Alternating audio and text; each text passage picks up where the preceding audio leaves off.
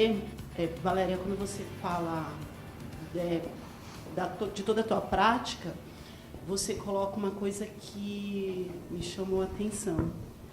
Então, você pega uma instituição que ela é extremamente assistencialista, tem um cunho religioso muito grande, e eu trabalho numa instituição assim. E implantar um PPP ou desenvolver qualquer trabalho é muito difícil. E até agora, eu não consegui caminhos para conseguir trabalhar essa direção, a presidência e a diretoria, para que a gente consiga implantar um PPP, pensar em projetos, formas diferentes de trabalho. Então, várias coisas que você colocou, eu fui pensando junto com a Adriana, o quanto que para nós são atividades maravilhosas, assim, mas o quanto que seria penoso, e penoso no sentido de muitos conflitos, uma coisa que você falou, que foi bem forte, assim, tem que ter punição, sim. Por que nós vamos fazer isso? Porque ele já tem, então, nós já estamos oferecendo melhor, então por que precisa desse plus? E só para colocar, eu estou nessa instituição desde quando ela fundou. Ela fundou em 94. Então, eu venho num processo de voluntária, de diretora, de educadora, e hoje eu estou como coordenadora do trabalho. Eu, particularmente, eu vejo uma mudança, até por conta de leis e visões, mas os fundadores não têm essa dificuldade.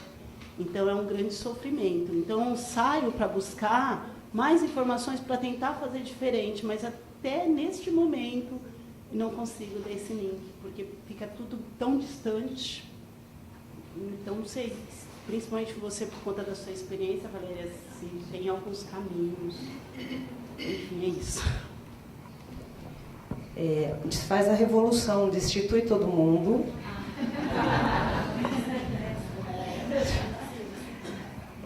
Olha, primeiro que assim, né, todo esse processo, ele tem 10 anos.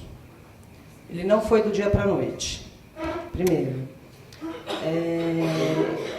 Quando eu assumi o serviço, ele estava passando de uma instituição religiosa assistencialista para a organização atual, que eu atuo, né? Então, a gente fez essa transição. O que tem da instituição que eu, então, trabalho, e desde então, né, desde aquela época, é que é super assistencialista. Ainda é. Apesar de tudo isso, ainda temos resquícios assistencialistas. Eu tenho um fundador nessa instituição que diz que ele vai salvar as crianças de rua do planeta. Eu falo, você não vai salvar ninguém, né? Mas a ideia dele é que ele vai salvar as crianças de rua do planeta. O que foi acontecendo durante esse período é que a gente, pelo trabalho, foi mostrando que é possível fazer e ser diferente.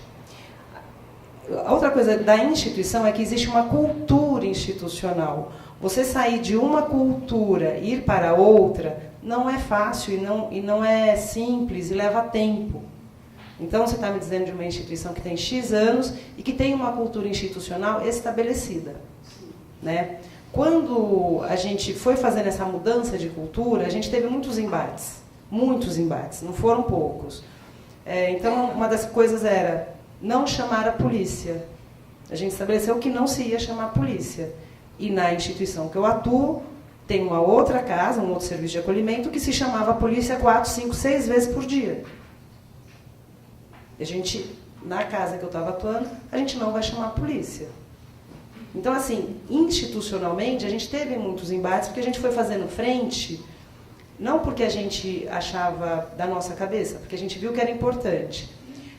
Só que, assim, a diretoria e o presidente, eles foram vendo resultados. E aonde estavam os resultados? A gente não tinha a fuga dos meninos, né? Então, um serviço que chama a polícia tinha 30 fugas no mês. O serviço que não chamava a polícia não tinha nenhum. Um serviço que não fazia trabalho com famílias tinha X desistências ou X por mês, quem fazia trabalho. Então, nisso que a gente foi dizendo lá para a diretoria e para o presidente, olha, vocês têm que olhar para isso. E a gente não foi teve os embates, mas a gente foi fazendo, mostrando o trabalho. A gente acredita nisso e a gente vai fazer isso. E teve um momento, né, então já há uns 6 anos atrás, que a diretoria e o presidente passam por supervisão. Então não é só a equipe que está no trabalho direto.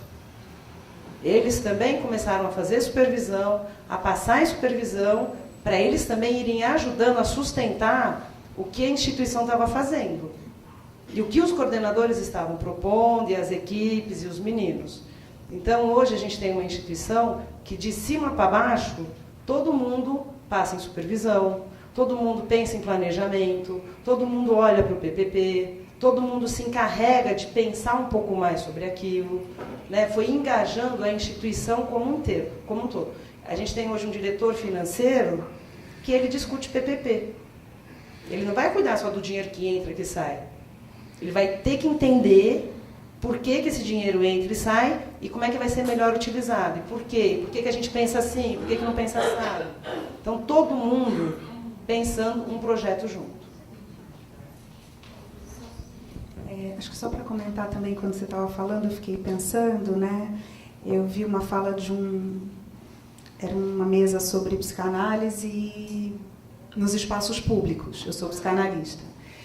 E teve uma discussão super interessante, era uma mesa só de psicanalista e tinha um médico sanitarista. Foi super bacana a fala dele. E alguém uma hora perguntou, bom, mas como é que você, de dentro do Estado, consegue trabalhar com tantos impedimentos, né, com tanta coisa contra o trabalho, muitas vezes, que a gente vai tentando desenvolver? E ele fez uma fala que eu achei muito preciosa, e quando você deu esse exemplo, eu lembrei. Ele falou assim, o problema não é a gente trabalhar dentro da máquina, é a máquina estar dentro da gente.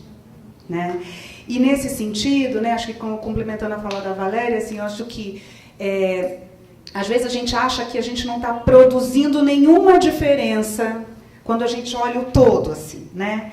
Mas acho que no miúdo, né, na relação que você tem com a equipe, com os adolescentes, quer dizer, essas mudanças que vão aparecendo no trabalho, elas vão construindo algo. Elas não são jogadas no vento, elas vão marcando coisas, né, marcando modos de olhar diferentes, marcando relações de um jeito diferente. Eu estava me lembrando, né, de uma vez um psicólogo, um assistente social que me falava assim, não, porque aqui a gente não tem nem conversa com a vara, porque assim, é só o cumpra-se, só vem aqui o cumpra-se. Eu falei, não, mas tem o questiona-se. Por que a gente não pode questionar? Por que a gente não toma o nosso saber sobre a prática como legítimo? Para argumentar com o juiz, com a diretoria, com a vara, com o promotor. Por que a gente põe em questão o nosso saber? Né, que é um saber na ação ali, e que muitas vezes está baseado em coisas que a gente estuda, que a gente pesquisa, enfim, mas como a gente desqualifica a nossa experiência nesse sentido, achando que a gente não pode questionar nada. Então, né, às vezes a gente vai bater de frente, mas às vezes a gente vai, como diz a minha mãe, comendo pela beirada, se a sopa está muito quente. Então a gente vai lá fazendo um trabalho, não consegue chamar todas as famílias, chama 2 ou 3 e vai fazendo um trabalho com aquelas, com o que é possível. Né? Mas acho que nesse sentido da gente não se sentir tão impotente de estar dentro da máquina. Né? Então acho que talvez seja importante.